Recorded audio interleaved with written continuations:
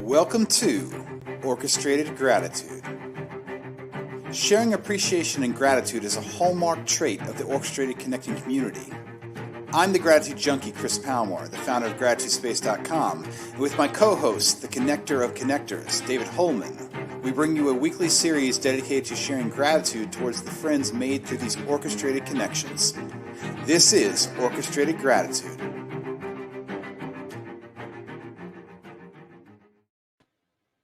Hi, and welcome to Orchestrated Gratitude. This is episode 5. I know I'm going to continue to say the episode numbers, and I will mess up at some point, but I will be the only one that notices. So I got my co-host here, David Homan. Welcome, welcome.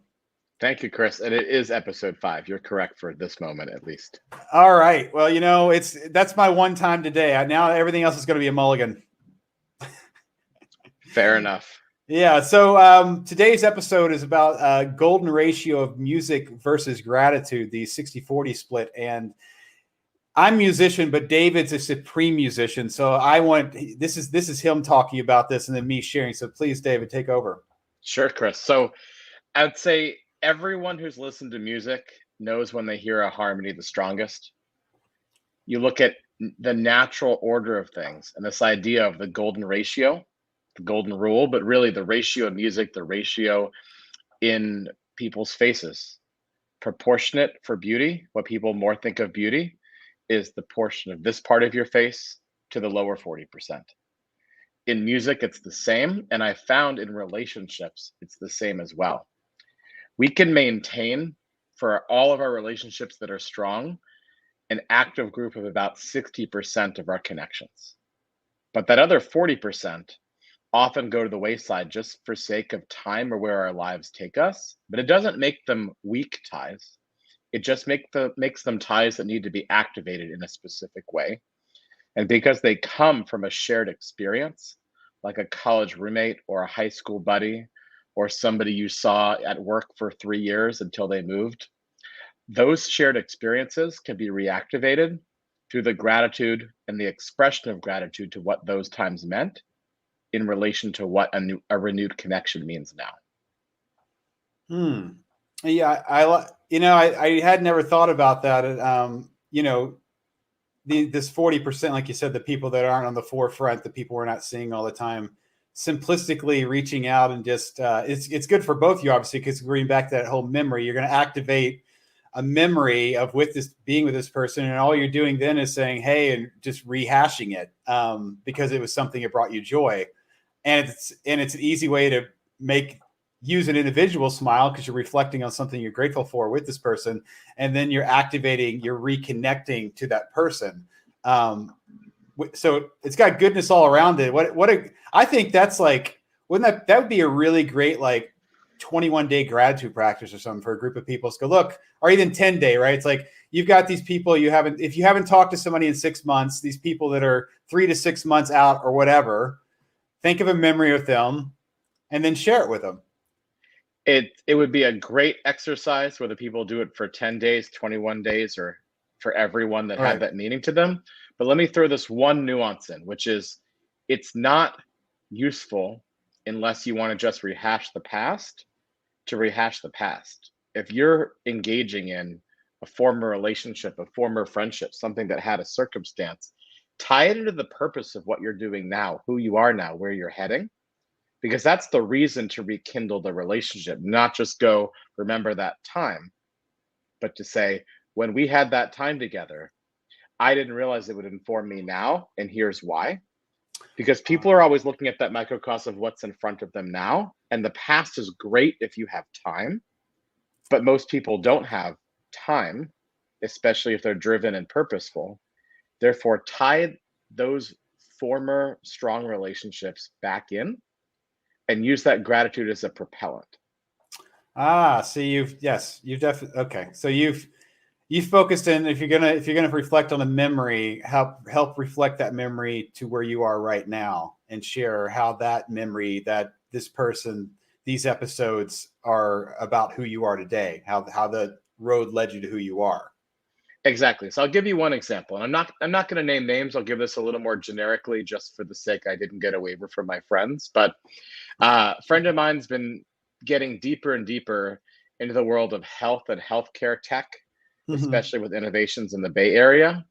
And what kept coming up again and again and again was a specific friend of mine, actually a friend's girlfriend from college, who, unbeknownst to me, had become really dominant in this field. It was doing incredible work, had sold a couple companies, and seemed to just be the most connected ever, at least with that in my network. When I reached out to her, I shared a fun memory of very charismatic cowboy boots she wore at a hippie liberal arts school, because that wasn't a hippie style. That was, she came from cowboy country as I came from the South, and we bonded over very different cultures than what New Yorkers call upstate, as opposed to people who actually live upstate like Buffalo or Rochester, because the Hudson Valley is not that, except for in Manhattan.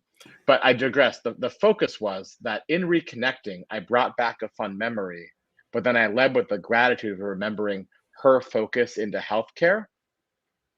And then I gave her context into my focus, specifically into digital mental health and digital health as a whole.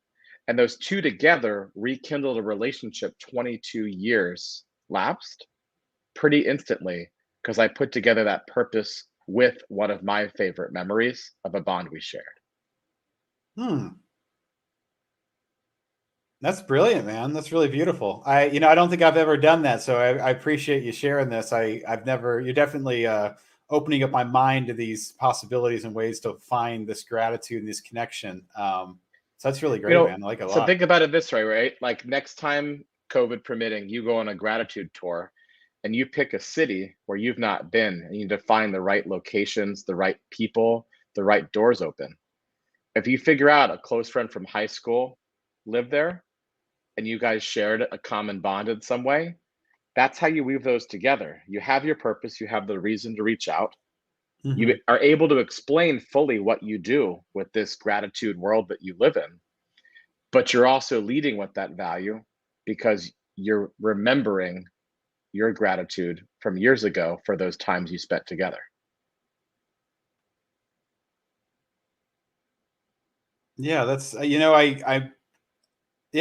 that's a great, I guess it's pick a city and see how many people connections come up from the past, and then rekindle as I'm being able to go through and see where, because again, like you said, these people, we reconnect with them again, they're going to be in these, if you're traveling, for you said, if you're going to be in those cities, there's it's a whole new realm of people, of possibilities that are sitting in there that you wouldn't know about if you didn't already have that connection.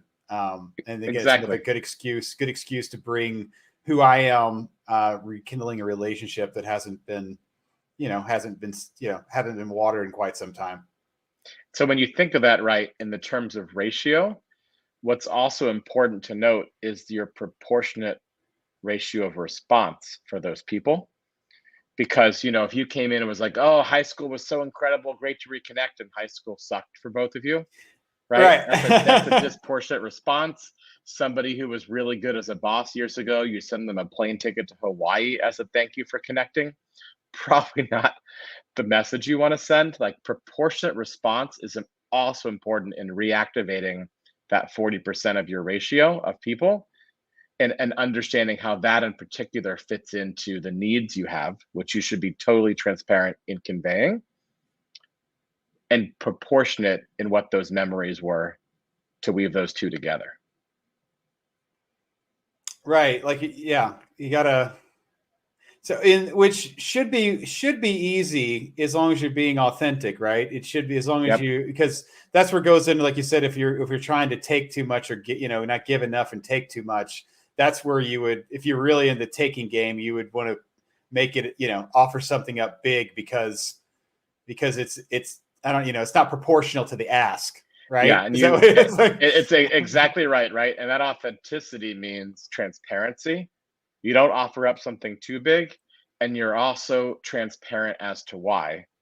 Because when somebody messages me out of the blue and says, want to get coffee, I know two things. They haven't asked from me, and two, they've not paid attention to the fact I've not drunk coffee for 21 years of my life, and I really love tea. So ask me for tea, not coffee, and tell me why. Okay. Well, that's very specific. Okay. Yeah. You know, I started this thing recently. It's called the Voice Gratitude Project, and I've been reaching out to people. I was going to reach out to you about this, where I'm just having people find their favorite gratitude quote, and all I want them to do is I want them to read it, and then I make a video with the quote in their voice. So I've been reaching out to, I've been seeing people. So I've been reaching out a little bit, but these aren't, these aren't people. It's been years I haven't talked to these people that know this is what I do, and I just, if it's as simple as going, if you could lend your voice in time for 5 minutes to create this content, I really appreciate it, and add it, because gratitude is it could be a collective voice, and there's very different. Reading a quote in your voice is great, but hearing somebody with passion behind a quote, it's an experience. So it is. And, what I'll say right in conclusion for this is that passion in the voice comes because you actually have a reason to connect, right, a reason to express gratitude, and owning up to those reasons is the most important thing, to be authentic with your voice. And that, for different people, takes the time it takes to get there, but everyone can hear the inauthenticity. They can see through that lack of transparency. So if other people can see it, why can't you when you're not reaching out with the right intentions? That's a great point to go out on. We've all felt that, so let's just lean into that and go, we know what that looks like, so let's not put that shirt on, right? Exactly. Right. Well, thank you, Chris. Great being here again. Likewise. Thanks, David. I'm Chris with David. Just remember to stay grateful, have a wonderful weekend, and we are out.